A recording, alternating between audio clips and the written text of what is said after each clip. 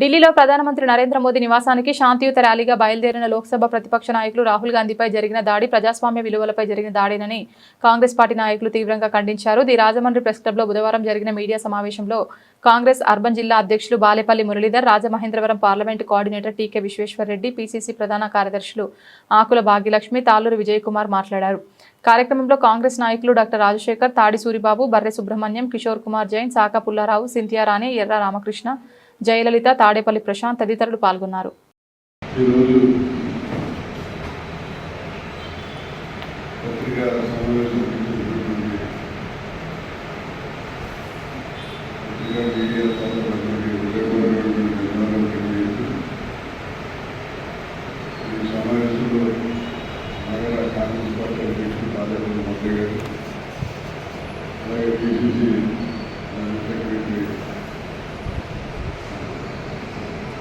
ఆకుల భాగ్యలక్ష్మి గారు, అలాగే doctor doctor Rajasekhar గారు, తాళ్ళూరి విజయకుమార్ గారు,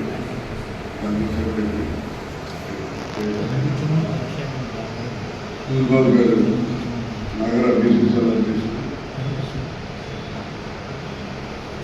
అలా బర్రె సుబ్రహ్మణ్యం గారు, ఎస్ఎస్ఎల్ చైర్మన్, సాకా పుల్లారావు గారు, జిల్లా ఎస్ఎస్ఎల్ చైర్మన్, సింథియా రాణి గారు, state district manager general secretary, అలాగే మన మెకాస్టిక్స్ చైర్మన్ గారు, మెకాస్టిక్స్ చైర్మన్ కిషోర్ జైన్ గారు, వీరందరూ కూడా ఈ పత్రికా సమావేశంలో పాల్గొనడం జరిగింది. ముఖ్యంగా నిన్న జరిగిన సంఘటన చాలా దురదృష్టకరం. ఎందుకంటే పార్లమెంట్లో ప్రతిపక్ష నాయకుడు నిరసన తెలియజేస్తుంటే అతన్ని పోలీసులు వచ్చి విచక్షణారహితంగా అక్కడ ఉన్న వాళ్ళ మీద లాఠీచార్జ్ చేసి అతని కాళ్ళు చేతులు పట్టుకుని లాక్కెళ్ళి బస్సులో పాడేది. అలాగే ప్రియాంక గాంధీ ఆవిడ పార్లమెంట్ మెంబరు, లేడీ అయినా కూడా ఆలోచించకుండా రెండు బస్సులో చూస్తుంటే ఒక జెంటి కానిస్టేబుల్ ఆవిడ దెబ్బ పట్టుకుని లోపల వస్తుంది. అసలు మరి లేడీస్ని లేడీ కానిస్టేబుల్ తప్ప జెంటి కానిస్టేబుల్ ఎవరు టచ్ చేయడానికి వెళ్ళలేదు.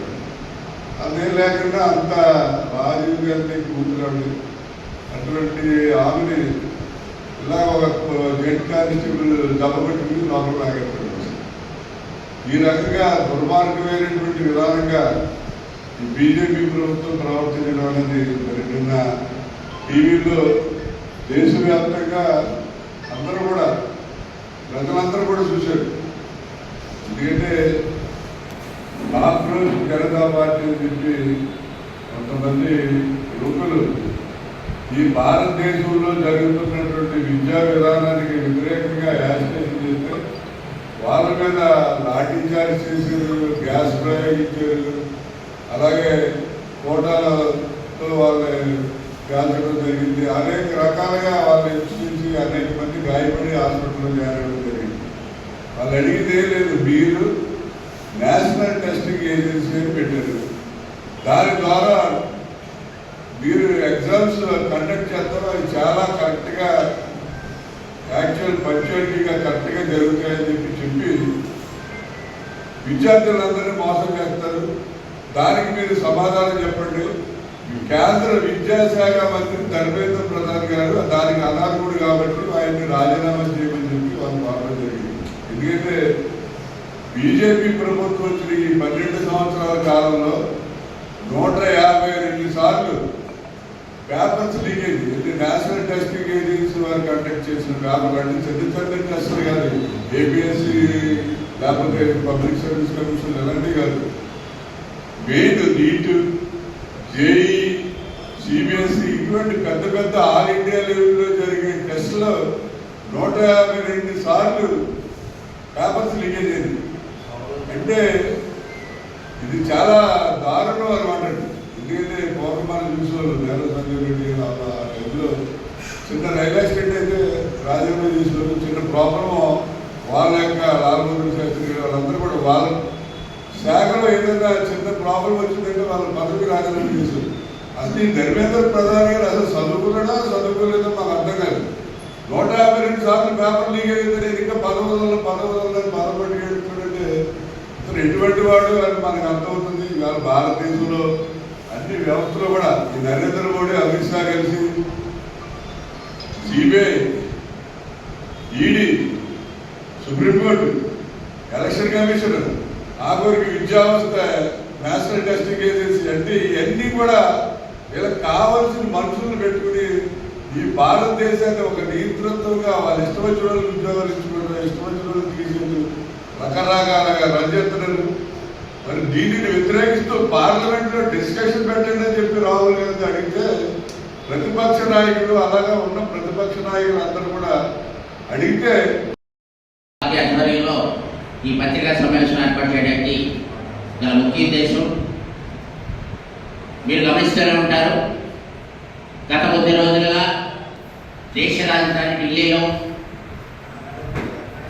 విద్యార్థులు, విద్యార్థి సంఘాలు ఈ దేశంలో జరుగుతున్నటువంటి ఈ విద్యా వ్యవస్థ, competitive exams paper leaks, NEET exams paper leaks, అలాగే అనేక అవకతవకలు విద్యా వ్యవస్థలో నెలకొని ఉన్నాయి. దీన్ని సరిచేయండి, విద్యార్థుల యొక్క భవిష్యత్తును కాపాడండి, తద్వారా ఆ తల్లిదండ్రులు పడే మనోవేదనను నివారించడానికి ఒక ఉద్యమం నడుస్తూ ఉంది. ఈ ఉద్యమం ఆది నుంచి కూడా మా ప్రతిపక్ష నాయకులైనటువంటి రాహుల్ గాంధీ గారు మా యొక్క సంపూర్ణ మద్దతు ఇవ్వడం జరుగుతోంది. ఈ సందర్భంగానే రాజస్థాన్ కోటాలో మా రాహుల్ గాంధీ గారు క్షేత్రం కా గూంజ్ అంటూ ఒక కార్యక్రమం గతంలో నిర్వహించడం జరిగింది. దానికి అనూహ్యమైనటువంటి స్పందన వచ్చింది. దానిపైన మేము గతంలో కూడా ప్రెస్ మీట్ పెట్టి చెప్పడం జరిగింది. అయితే ఈ పరిణామ క్రమంలో నిన్న కాక మొన్నటి రోజున దేశ రాజధానిలో దేశంలోని వివిధ ప్రాంతాల నుంచి లక్షలాదిగా విద్యార్థులు, విద్యార్థి సంఘ నాయకులు, వారి తల్లిదండ్రులు దేశ రాజధానికి విచ్చేసి వారి యొక్క నిరసనను తెలియజేయడం జరిగింది. ఈ నిరసన కార్యక్రమం సందర్భంగా గ్యాదర్ అయినటువంటి విద్యార్థులను చూసి ప్రస్తుతం కేంద్రంలో ఉన్నటువంటి బీజేపీ ప్రభుత్వం వడికి వారిపై బలప్రయోగం చేసి ఈ ఉద్యమాన్ని ఏ రకంగా సరే అణిచివేయాలనే ఆలోచనతో, దానికి ఉదాహరణ అక్కడ ఒక ట్రక్కుతో